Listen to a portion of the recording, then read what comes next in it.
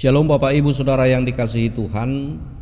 Dalam akun YouTube ini kami menyediakan bahan khotbah untuk minggu ke-9 setelah Trinitatis tanggal 17 Agustus 2025. Kiranya berkenan bagi kita sekalian yang tertulis dalam kitab 1 Petrus 2 ayat 11 sampai 17. Demikianlah kebenaran firman Tuhan. Saudara-saudaraku yang kekasih, aku menasihati kamu supaya sebagai pendatang dan perantau, kamu menjauhkan diri dari keinginan-keinginan daging yang berjuang melawan jiwa. Milikilah cara hidup yang baik di tengah-tengah bangsa-bangsa bukan Yahudi, supaya apabila mereka memfitnah kamu sebagai orang durjana, mereka dapat melihatnya dari perbuatan-perbuatanmu yang baik dan memulihkan Allah pada hari Ia melawat mereka. Tunduklah karena Allah kepada semua lembaga manusia, baik kepada raja sebagai pemegang kekuasaan yang tertinggi, maupun kepada wali-wali yang diutusnya untuk menghukum orang-orang yang berbuat jahat dan menghormati orang-orang yang berbuat baik. Sebab inilah kehendak Allah, yaitu supaya dengan berbuat baik kamu membungkamkan kepicikan orang-orang yang bodoh. Hiduplah sebagai orang merdeka dan bukan seperti mereka yang menyalahgunakan kemerdekaan itu untuk menyelubungi kejahatan-kejahatan mereka, tetapi hiduplah sebagai hamba Allah. Hormatilah semua orang, kasihilah saudara-saudaramu, takutlah akan Allah, hormatilah raja. Demikianlah firman Tuhan.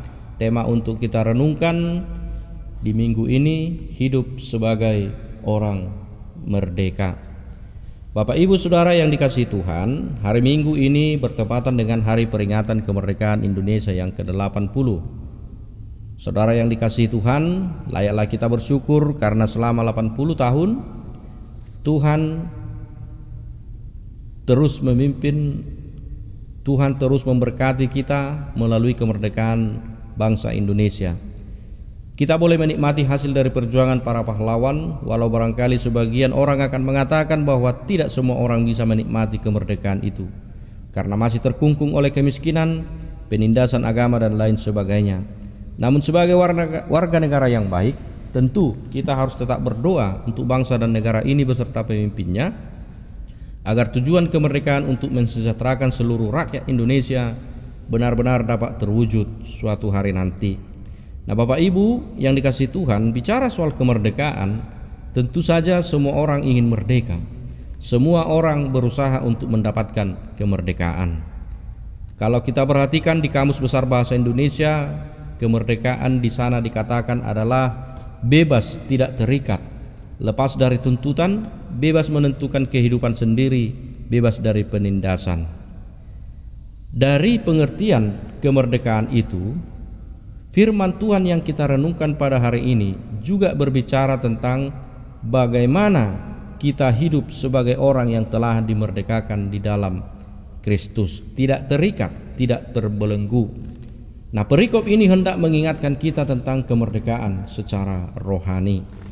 Kalau kemerdekaan bangsa ini masih dipertanyakan oleh sebagian orang yang belum bisa menikmati, akan tetapi bicara soal kemerdekaan rohani, itu adalah hal yang mutlak dan berlaku bagi setiap orang yang percaya kepada Kristus, Sang Pembebas itu sendiri. Kemerdekaan dalam Kristus bukanlah kemerdekaan yang fana, tetapi kemerdekaan yang sejati. Sebagaimana tema kita pada hari ini, hiduplah sebagai orang merdeka. Kemerdekaan kita boleh terjadi oleh karena anugerah kemurahan Tuhan. Kristus telah memerdekakan kita dari hukum maut dan hukum dosa. Kristus telah membebaskan serta melepaskan kita dari ikatan dosa. Nah, untuk memerdekakan kita, Kristus rela datang ke dalam dunia ini untuk melepaskan ikatan tersebut.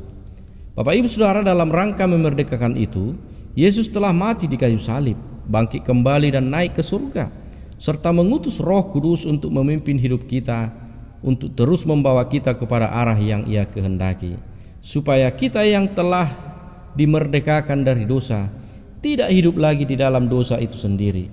Lalu apakah yang harus kita lakukan sebagai orang yang merdeka?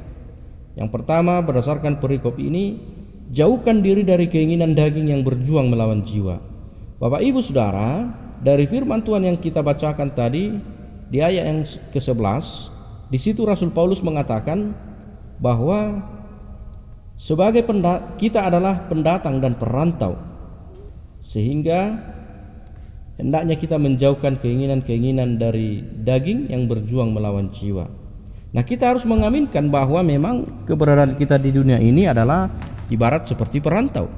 Kita adalah pendatang. Dunia bukanlah tempat kita yang kekal. Dunia tempat kita sekarang adalah dunia yang sementara, dunia yang fana, bukan untuk selama-lamanya. Maka kita tidak punya hak milik di dunia ini. Kita hanya pendatang, dan sebagai pendatang kita bisa saja diperlakukan, diterima ataupun ditolak, diperlakukan baik ataupun diperlakukan buruk. Maka sebagai pendatang kita harus memiliki sikap hidup yang jelas. Tidak boleh serupa dengan dunia ini, tetapi memiliki pembaharuan hidup. Hidup yang kita jalani haruslah yang dipimpin oleh Roh Kudus. Kita harus menjauhkan diri dari keinginan-keinginan daging yang berjuang melawan jiwa. Kristus telah memerdekakan dan telah membebaskan kita dari belenggu dosa. Maka pada saat ini saudara, kita harus menjauhkan diri dari dosa dan keinginan daging. Maka Rasul Petrus mengatakan, jauhkanlah dirimu dari semua itu, karena kita adalah orang-orang merdeka, bukan lagi hamba dosa, bukan lagi orang-orang yang terikat, tetapi rantai itu telah dilepaskan dari kita, sehingga kita tidak hidup lagi di dalam belenggu. Bapak Ibu Saudara, bagaimanakah kita hidup sebagai orang merdeka? Firman Tuhan dengan jelas disampaikan kepada kita yang pertama tadi, jauhkanlah dirimu dari keinginan-keinginan daging yang berjuang melawan jiwa. Yang kedua, Bapak Ibu, berusahalah memiliki cara hidup yang baik di hadapan Tuhan. Sebagai orang yang telah dimerdekakan oleh Kristus, maka kita juga diajak memiliki cara hidup yang baik di tengah-tengah bangsa kita. Di ayat yang ke-12 dikatakan tadi, milikilah cara hidup yang baik di tengah-tengah bangsa bukan Yahudi, supaya apabila mereka memfitnah kamu sebagai orang durjana, mereka dapat melihat dari perbuatan-perbuatan yang baik dan memuliakan Allah pada hari Ia melawat mereka. Nah, poin yang kedua ini hendak mengingatkan kita bahwa sebagai orang-orang yang telah dimerdekakan Kristus, hendaknya kita mensyukuri kemerdekaan dengan mengisi kemerdekaan itu dengan hidup baik dan sesuai dengan kehendak-Nya. Lalu bagaimanakah kita memiliki cara hidup yang baik dan taat kepada Tuhan menurut perikop ini? Jelas dikatakan di ayat 13-14, tunduklah karena Allah, taatlah karena Allah kepada lembaga-lembaga manusia, baik kepada raja sebagai pemegang kekuasaan yang tertinggi maupun kepada wali-wali yang diutusnya, dan hormatilah orang-orang yang berbuat baik. Nah, saudara yang dikasihi Tuhan, Tuhan mau kita taat melalui apa yang telah Ia sediakan bagi kita, termasuk di dalamnya pemerintah. Mengapa kita harus taat kepada pemerintah? Kita bisa bandingkan kitab Roma pasal 13 ayat 1-4. Saya bacakan bagi kita. Setiap orang haruslah taat kepada pemerintah, sebab tidak ada pemerintah yang tidak mendapat kekuasaannya dari Allah, dan pemerintah yang ada sekarang ini menjalankan kekuasaannya atas perintah dari Allah. Itu sebabnya orang yang menentang pemerintah sama saja dengan menentang apa yang telah ditentukan oleh Allah, dan orang yang berbuat begitu akan menerima hukuman. Sebab orang yang berbuat baik tidak usah takut kepada pemerintah, hanya orang yang berbuat jahat saja yang harus takut. Kalau saudara ingin supaya saudara tidak merasa takut terhadap pemerintah, saudara harus berbuat baik, maka saudara akan dipuji. Sebab pemerintah adalah hamba Allah yang bekerja untuk kebaikanmu. Tetapi kalau saudara berbuat jahat, memang saudara harus takut kepadanya, sebab bukannya sia-sia saja Ia berkuasa untuk menghukum orang. Ia adalah hamba Allah yang menjatuhkan hukum Allah kepada orang-orang yang berbuat jahat. Nah, Bapak Ibu Saudara, bagaimanakah sikap kita selama ini kepada para pemimpin kita? Berdasarkan Roma 13 ayat 1-4 yang telah saya bacakan tadi, kita harus mengaminkan bahwa pemerintah adalah hamba-hamba yang ditetapkan oleh Allah. Mereka adalah alat Tuhan untuk kebaikan kita. Maka kita pun hendaknya tunduk dan taat kepada mereka, karena dengan demikian kita tunduk dan taat kepada Allah. Sepanjang pemerintah itu tidak bertentangan dengan ketetapan Allah, maka hormatilah mereka. Sebagai orang merdeka, kita harus memiliki cara hidup yang berbeda dengan dunia ini. Kita harus hidup seturut dengan kehendak Tuhan. Maka hiduplah sebagai orang merdeka dan bukan seperti mereka yang menyalahgunakan kemerdekaan untuk menyelubungi kejahatan mereka, tetapi hidup sebagai hamba Allah. Lalu bagaimanakah sikap kita dalam menyikapi kemerdekaan rohani yang telah Tuhan anugerahkan bagi kita? Bapak Ibu Saudara, di Roma 6 ayat 18 dikatakan, kamu telah dimerdekakan dari dosa dan menjadi hamba kebenaran. Kemerdekaan dari dosa inilah yang layak kita syukuri.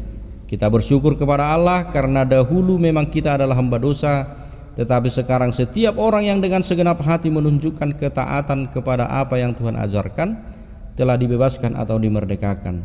Rasa syukur karena telah dimerdekakan itu harus kita tunjukkan dengan tidak menggunakan kemerdekaan untuk hidup sebebas-bebasnya tanpa aturan.